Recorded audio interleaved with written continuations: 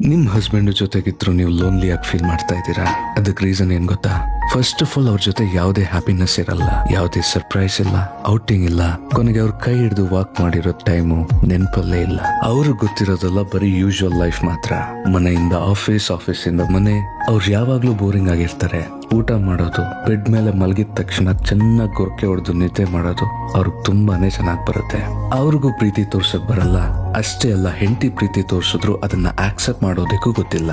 ನಿಮ್ ಮನ್ಸಲ್ಲಿ ಇರೋದನ್ನ ಅವ್ರ ಹತ್ರ ಶೇರ್ ಮಾಡ್ಕೊಳ್ಳೋಕೆ ಆಗೋದಿಲ್ಲ. ನೀವೇನಾದ್ರೂ ಹೇಳಿದ್ರೆ ಅದನ್ನ ಮಿಸ್ಅಂಡರ್ಸ್ಟ್ಯಾಂಡಿಂಗ್ ಮಾಡ್ಕೋತಾರೆ.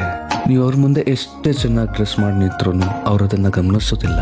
ಇವತ್ತು ಮನೆ ತುಂಬಾ ನೀಟಾಗಿದೆ ಅಥವಾ ಅಡಿಗೆ ತುಂಬಾ ಸೂಪರ್ ಆಗಿದೆ ಅಂತ ಕಾಂಪ್ಲಿಮೆಂಟ್ ಕೊಟ್ಟು ಎಷ್ಟೋ ವರ್ಷಗಳೇ ಆಗೋಗಿದೆ. ನೀವೇನಾದ್ರೂ ಮಾತಾಡಕ್ ಹೋದ್ರೆ ನಾ ಕೇಳ್ತಾ ಇದ್ದೀನಿ, ನೀ ಹೇಳು ಅಂತಾರೆ. ಅವ್ರು ಯಾವಾಗ್ಲೂ ಫೋನ್ನಲ್ಲಿ ಬ್ಯುಸಿ ಇರ್ತಾರೆ. ಇದಕ್ಕಿಂತ ಹೆಚ್ಚಾಗಿ ನೀವು ನಿಮ್ಮ ಫ್ರಸ್ಟ್ರೇಷನ್ ಹೇಳ್ಕೊಂಡ್ರೆ ನೀನು ಜಗಳ ಮಾಡಕ್ಕೆ ಬರ್ತೀಯಾ ಅಂತ ನಿಮ್ಮ ಫೀಲಿಂಗ್ಸ್ಗೆ ಫುಲ್ ಸ್ಟಾಪ್ ಇಡ್ತಾರೆ. ಕರೆಕ್ಟ್ ಅಲ್ವಾ? ಸೊ ಈ ವಿಡಿಯೋನ ನೀವು ನಿಮ್ಮ ಹಸ್ಬೆಂಡ್ಗೆ ಶೇರ್ ಮಾಡಿ. ನಿಮ್ಗೆ ಹೇಳಲಿಕ್ಕೆ ಆಗದೆ ಇರೋದನ್ನ ನಾನು ಹೇಳಿ ನೋಡ್ತೀನಿ ಅವ್ರ ಹತ್ರ. ಸೊ ಎಲ್ಲ ಹಸ್ಬೆಂಡ್ಸ್ಗೂ ಒಂದು ಸಣ್ಣ ಕಿವಿ ಮಾತು.